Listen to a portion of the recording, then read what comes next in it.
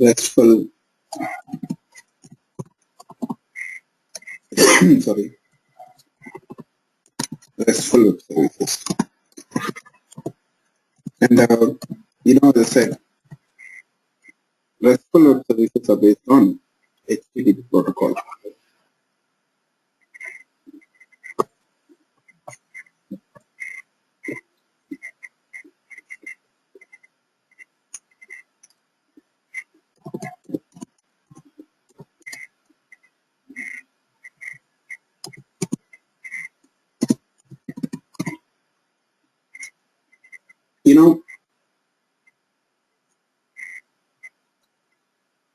Here, before we discuss any further,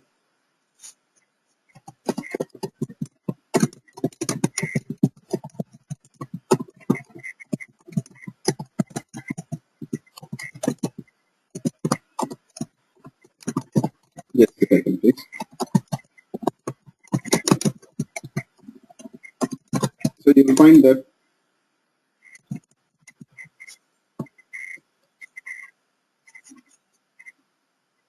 RESTful web services is based on HTTP protocol, and here in the HTTP protocol you got a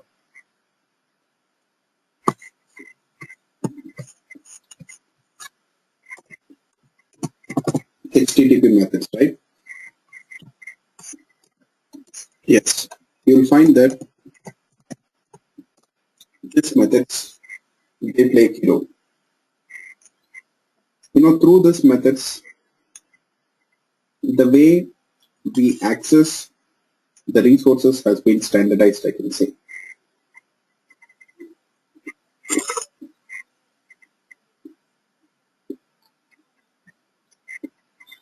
The way we access the resources has been standardized, okay? So you will find that we'll be using 4 HTTP methods.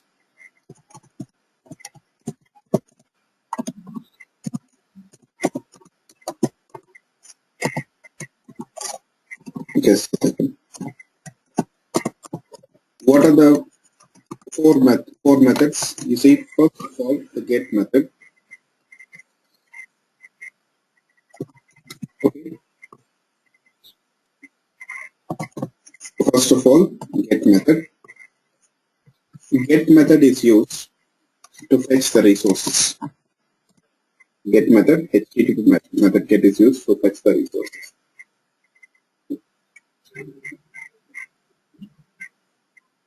And post method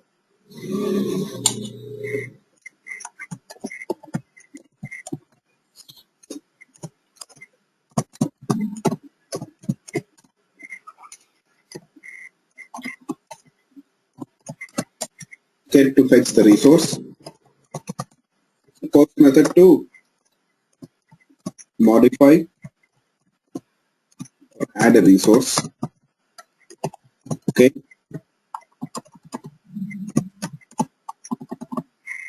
And put method is used to add a resource. Lastly, delete to delete the resource. So basically here, these 4 methods, they represent the CRUD operations. CRUD, C-R-U-D. CRUD operations.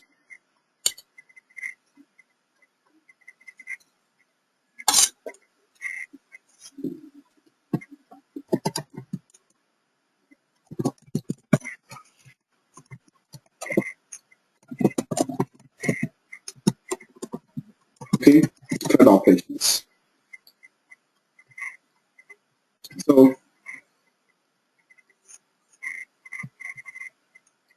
CRUD means, create, add, update and delete.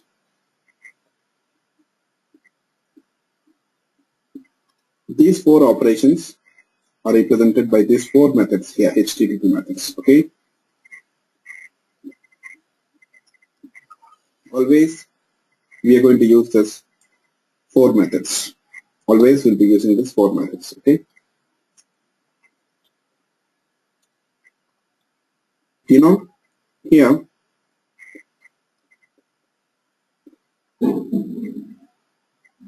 you'll find that for these 4 methods you got the support in RESTful web services. Yes. And in the last class, if you people remember, we were using one of this method kit. Let's see.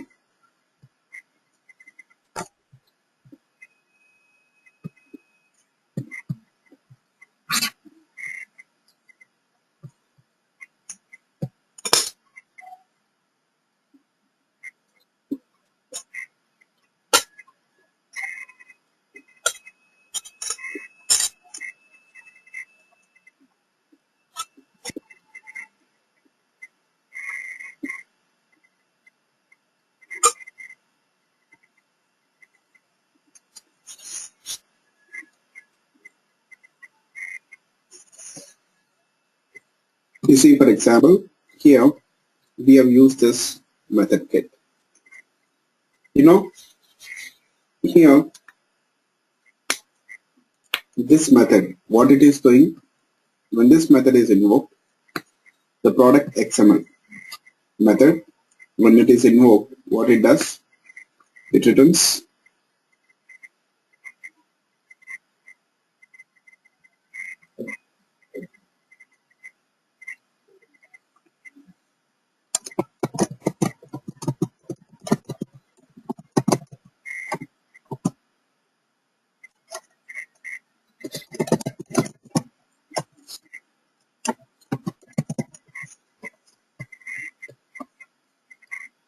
when it is invoked, it returns a product object.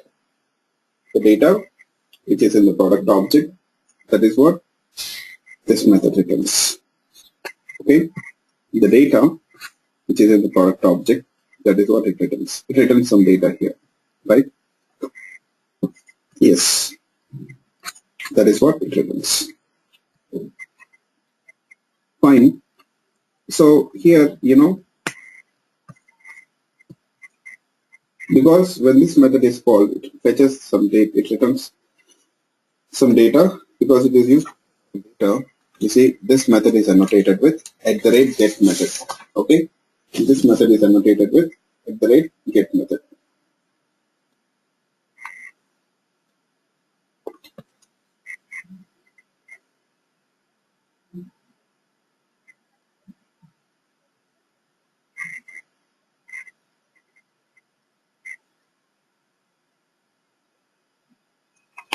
You know what? Here you'll find that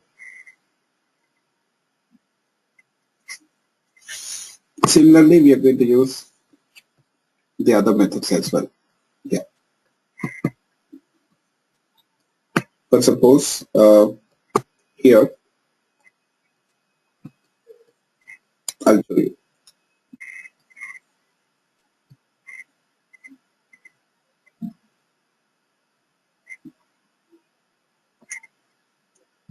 Let's say, you know, you want to say take some data and add it to the database. Okay, just a second. Let me see whether I got this. I got another application. Let me load it. First of all, we'll discuss about it. Just a second.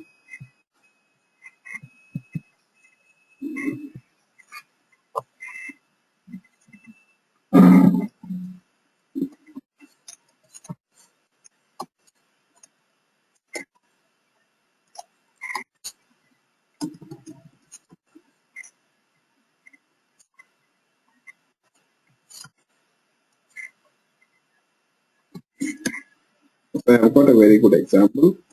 It will demonstrate this.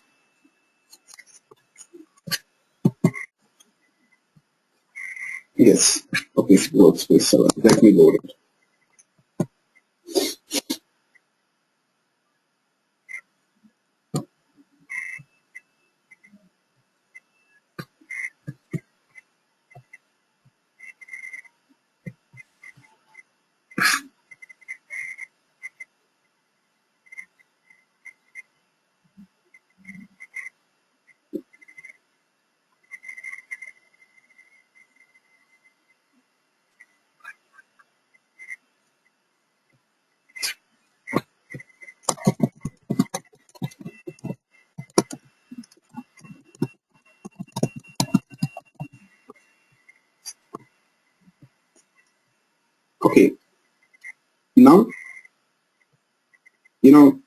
this is another very RESTful example project which I'm going to show you people now.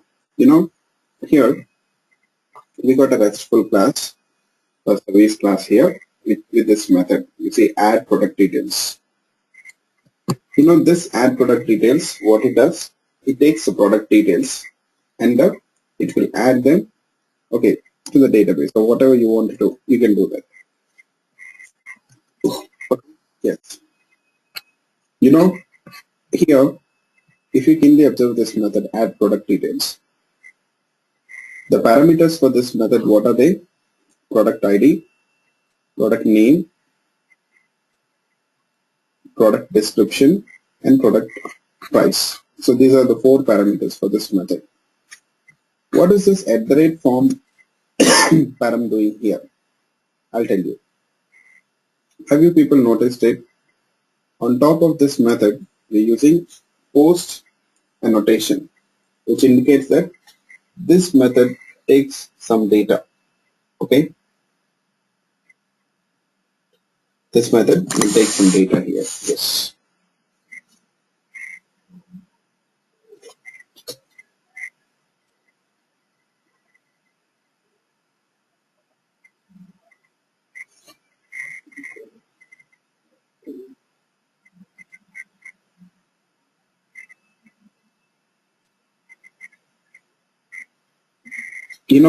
Here, this method will take this product details. Yeah, this post method here, it indicates that this method, is used to add some data or add, as I said, data is also represented as resource here, right? Yes. Data also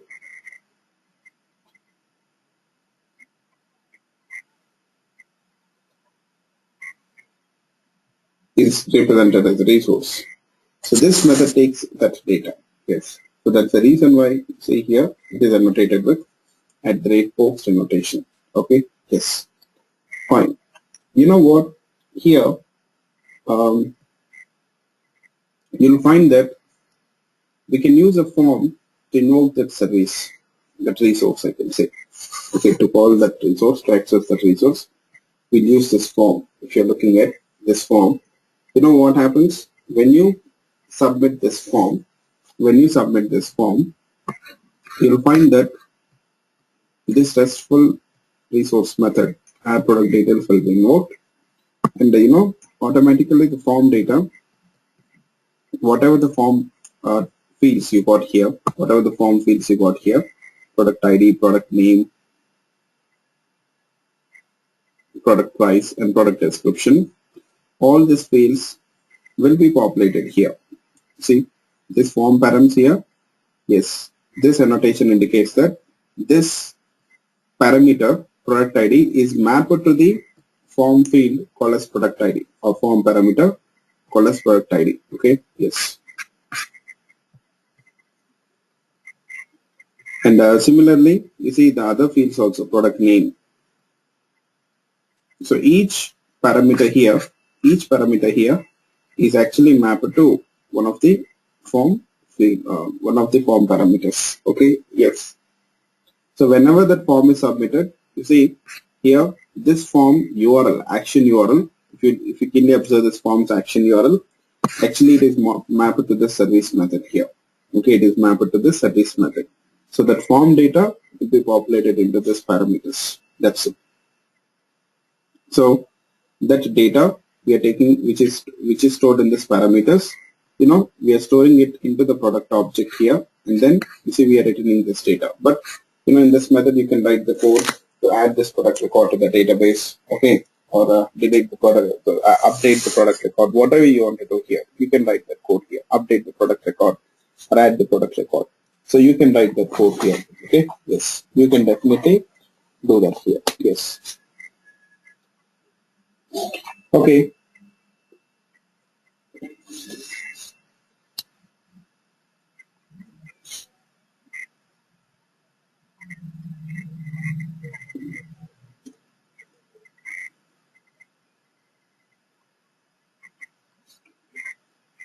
Now here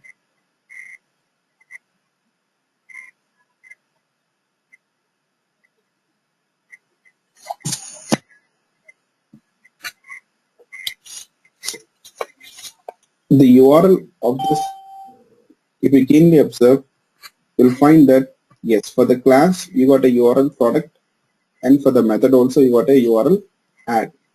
For the method also you got a URL add here.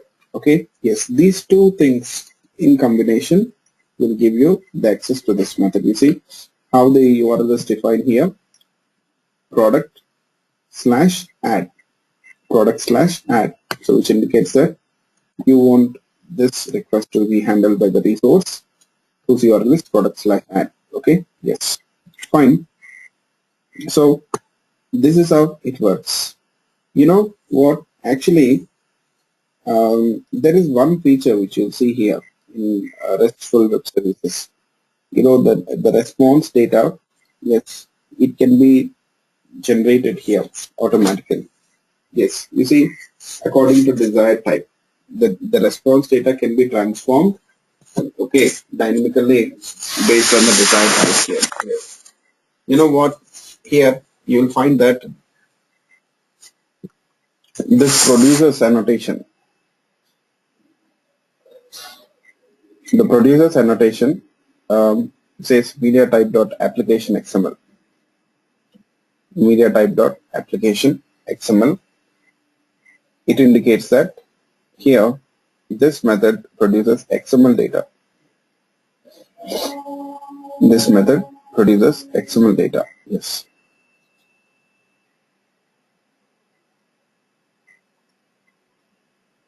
So, but this method returns a product object, right? This method is returning a product object, but to the end client, the data will be XML data itself. The end client will get the XML data. Let's see. I'll show you.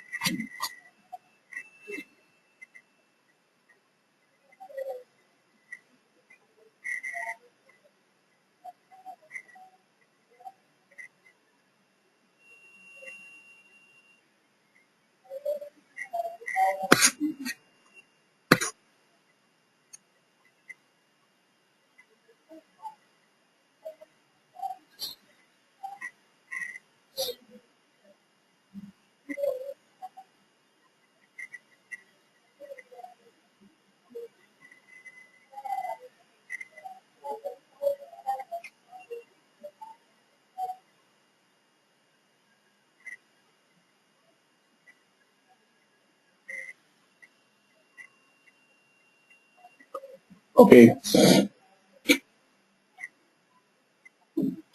So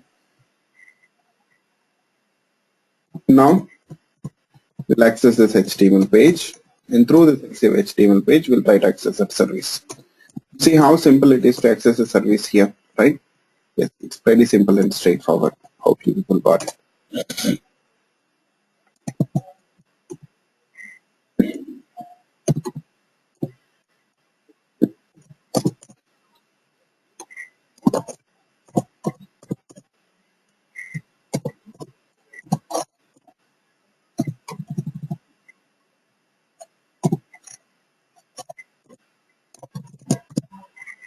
I'll click on add product here, okay? Yes, when I do this, you see you got the XML stuff here. But how the Java object is converted to XML here in this case, so what do you people think? Generally how it is done? What are the different options which are available to transform this Java object into XML?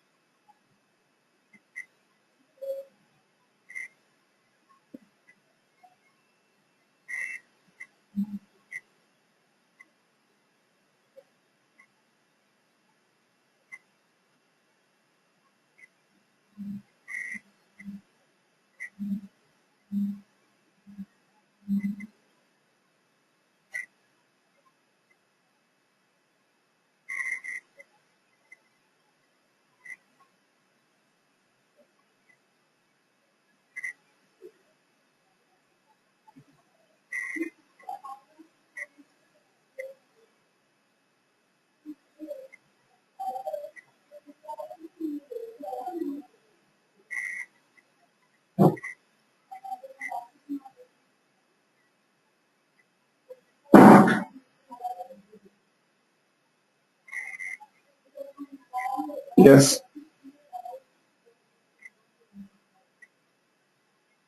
What are the different options we got here? Transform this Java objects to XML.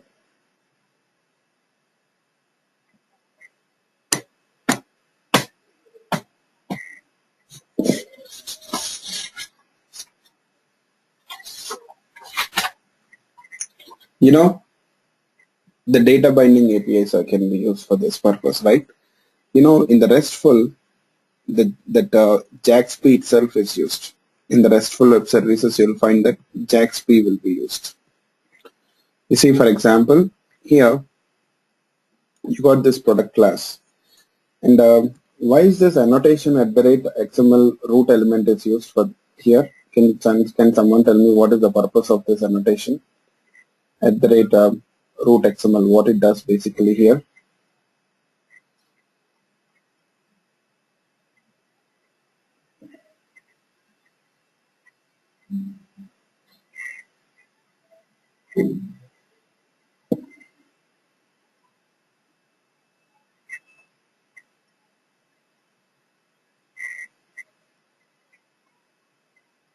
So basically, we are mapping it to the XML document. Yes, we are mapping it to XML document. So that is what we are doing here. Yes, that is what we are doing here. Yes. Just a second, please.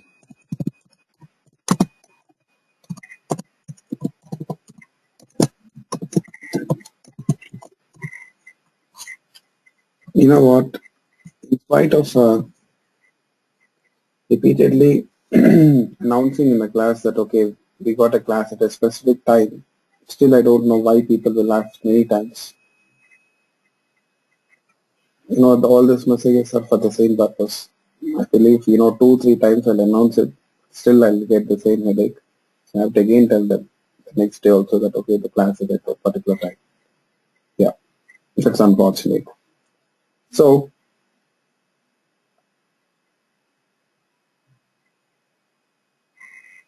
we are trying to map this class to the XML. And basically, this is JAXP annotation, which is used to map this class to the root of the XML document here. Actually, what about the other annotations? Generally, if you'll find that you'll be mapping this properties to the XML stuff, right? In order to transform this product objects to XML, you have to map this. But we are not completely mapping this. It is not needed. So if you don't do this, by default, all the properties will be mapped to the XML elements itself. But the XML element names, you see here, you'll find that here the name of the XML elements and the property names will be considered as same. You know, the XML elements which are produced here, you see, you'll find that the XML element names are same as property names. Each and every XML element name is same as the property name here. What if you want a different XML element name? What to do? I don't want this XML element names to be same as property names. Then what to do?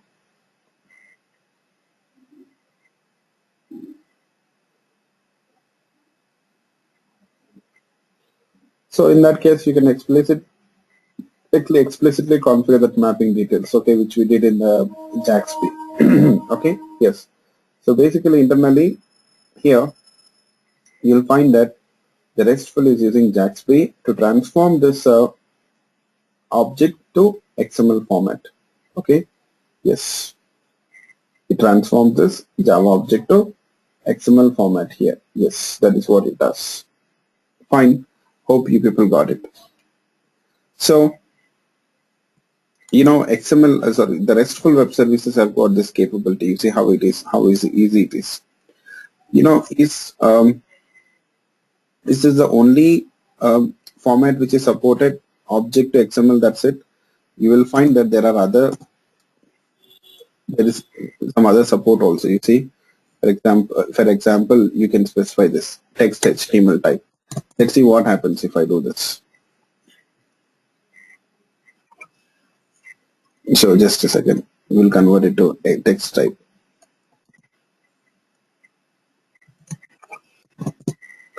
Let's see what if you do this text plain?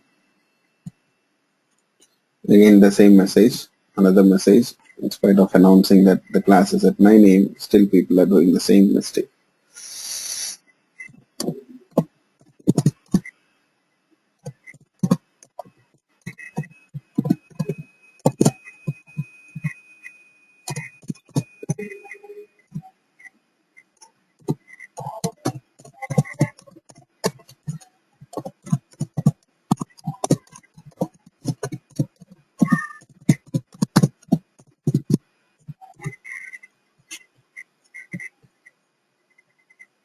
Okay,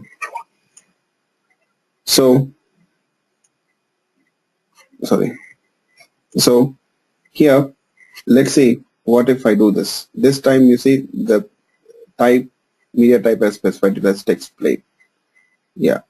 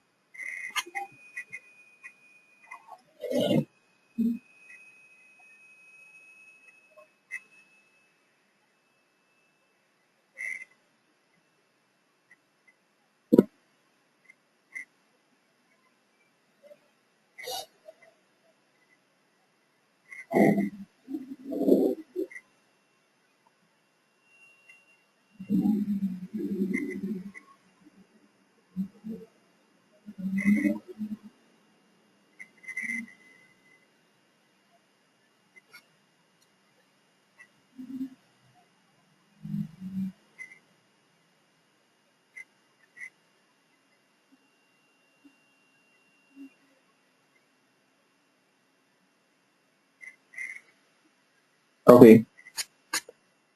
Now we'll access this HTML page and then we'll try to just check this.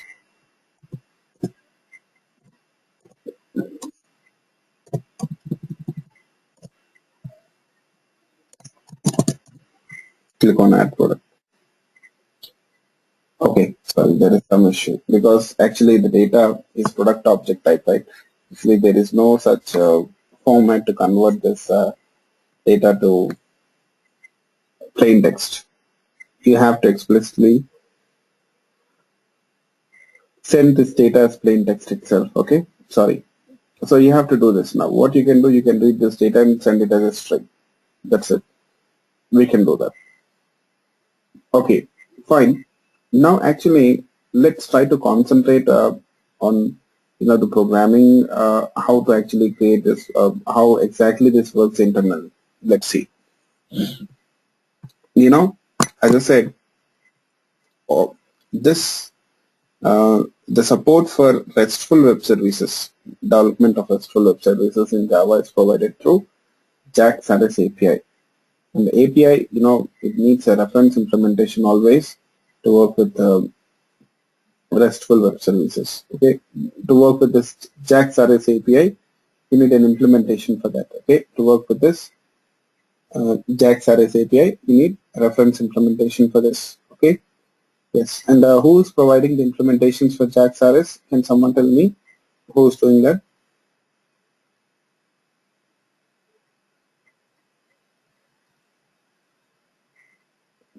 Jersey.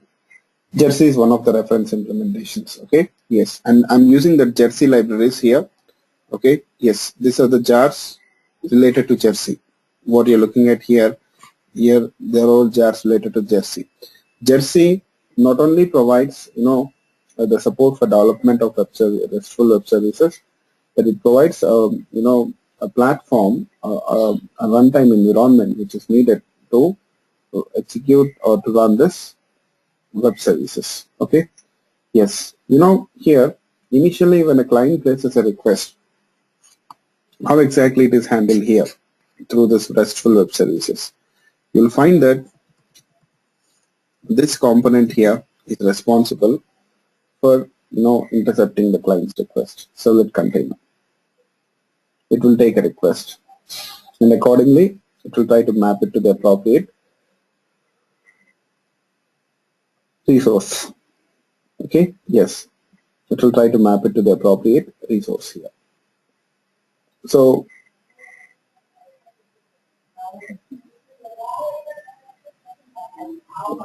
Here you will find that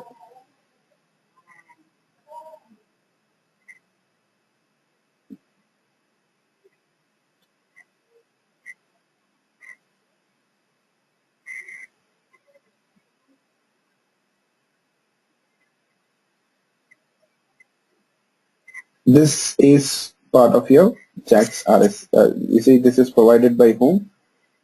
Not Toplink. Toplink is, who is providing this container, servlet container? So looking at here the highlighted servlet class details, you'll find that the package statement itself will provide you the details. It is provided by Jersey.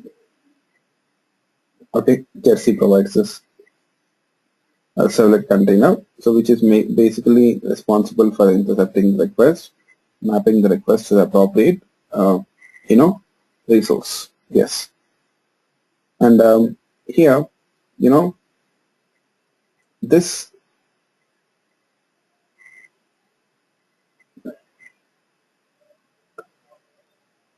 servlet is configured such a way that it intercepts the request whose URL is prefixed with REST. If you want, you can change it. It need not be REST always. So whatever you like to know, whatever you would like to do, you can do that. Whatever the URL you want to use, you can do that. Okay. Yes.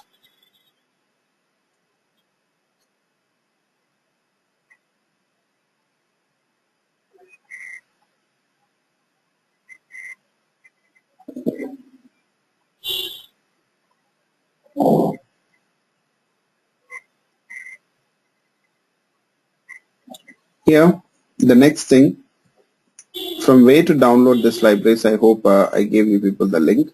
Please download them from the Jersey site itself. Okay.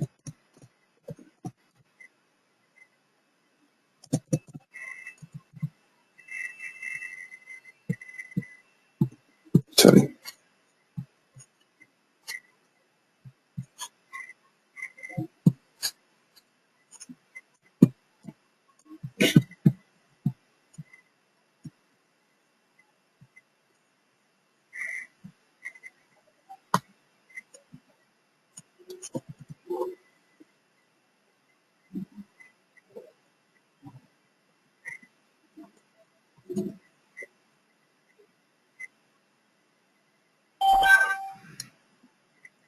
You see here in this page, this downloads page, you'll find this link here.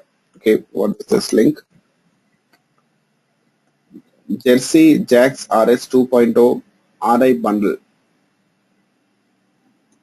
Okay, this is the bundle which you have to download. All of you, please concentrate here. Yes, this is the bundle which you need.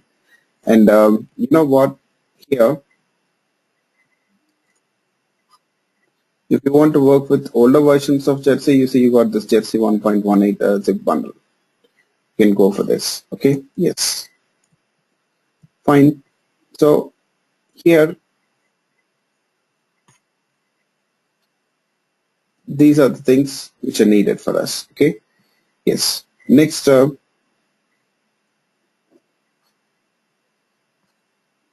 after downloading the libraries, you have to extract them, and please make sure that you add them to this lib directory. Okay, all the jars. Okay, I'll show you. I got those downloads. So here in the workspace, you'll find them. I got 1.17 actually. So you see, these are the set of jars which you have to add. Okay, don't add the client jar here. Okay, please don't add this one. Don't add this client jar.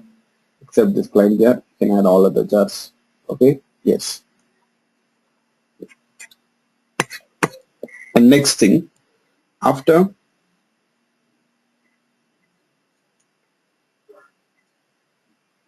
if it is a Maven project, then that is the case. If it is a Maven project, otherwise you have to do this. Okay, yeah. Yes, if it is not a Maven project, you have to do this. This is just a dynamic web project which I have created here.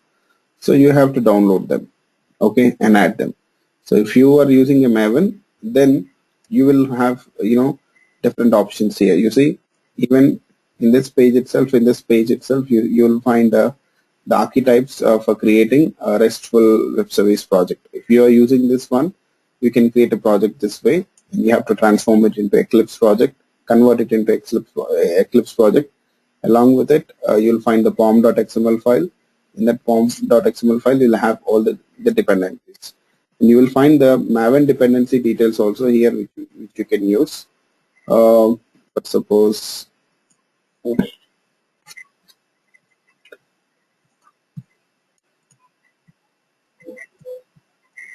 you can search for it. Otherwise, you see here Maven dependencies for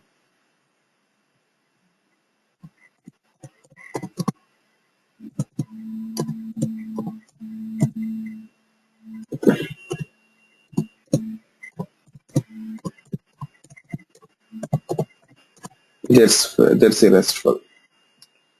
Only you can get the details here. Yes. Yeah.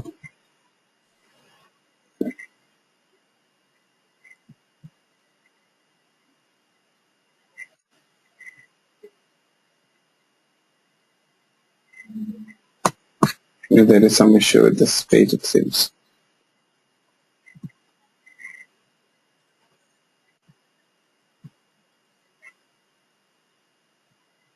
Yeah. You see, these are the dependencies.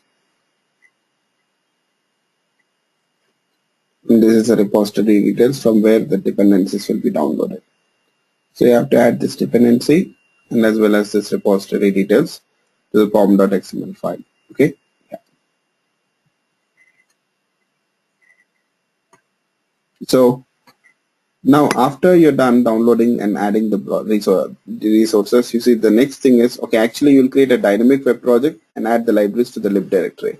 And after you're done creating the dynamic web project, the next thing what you have to do is you have to configure this Jersey servlet in the web.xml file. Okay, make sure that you configure the Jersey servlet in the web.xml file. Yes. Please make a note of it.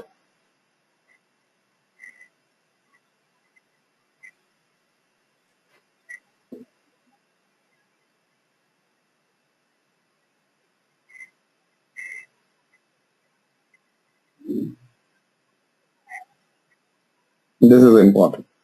Once you're done configuring these details, you know what, I can say that here you have configured the RESTful web services, Jersey RESTful web services, and you can work with it. And there is one more important thing here.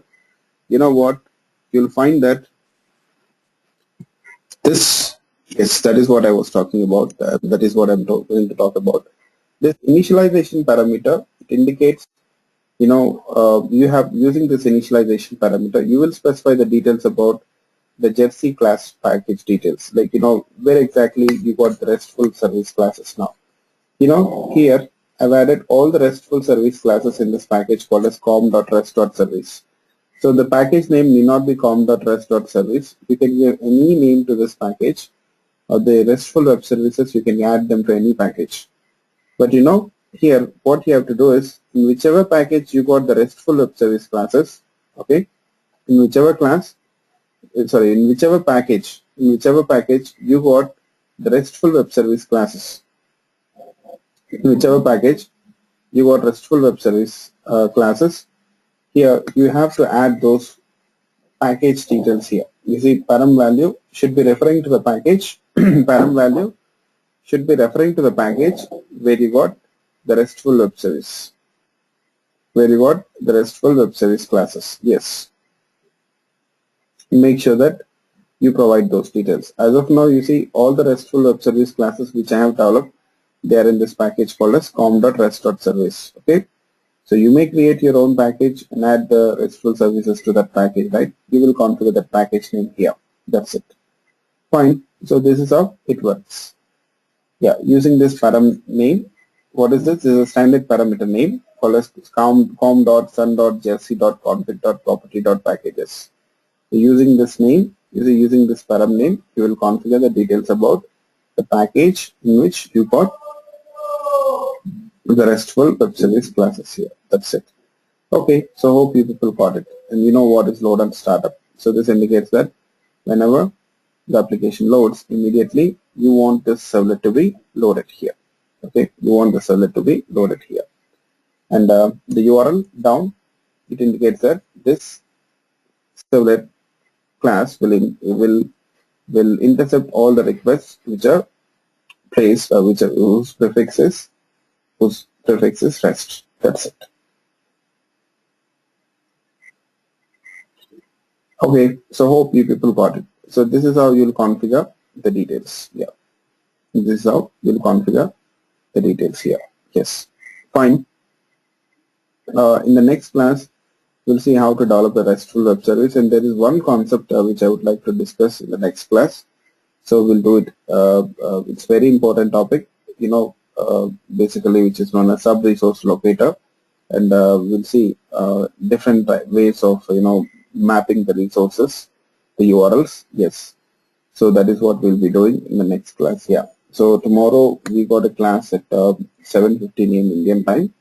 So I want you people to be on time, and please join the session. And in the morning, actually there was a session which we have scheduled 1 week ago, I believe.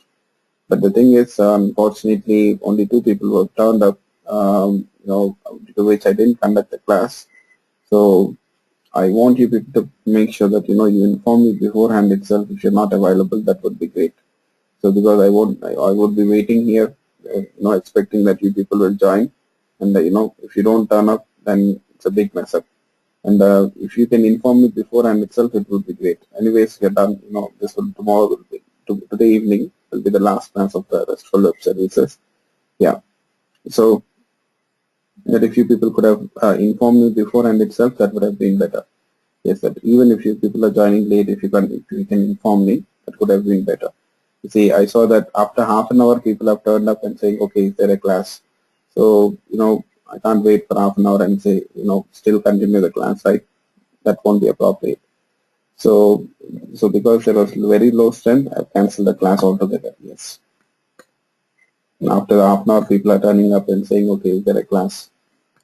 So please inform me beforehand itself if you are joining late, or if you are unable to attend the class, so that I won't wait for you people and waste my time also. Yeah, because I can schedule some other class. Many people are waiting for my class actually. Yes. Okay, thank you. So we'll meet tomorrow morning at 7:15 a.m. Indian time. Tomorrow morning at 7:15 a.m. Indian time. Yeah. Thank you all. Bye bye.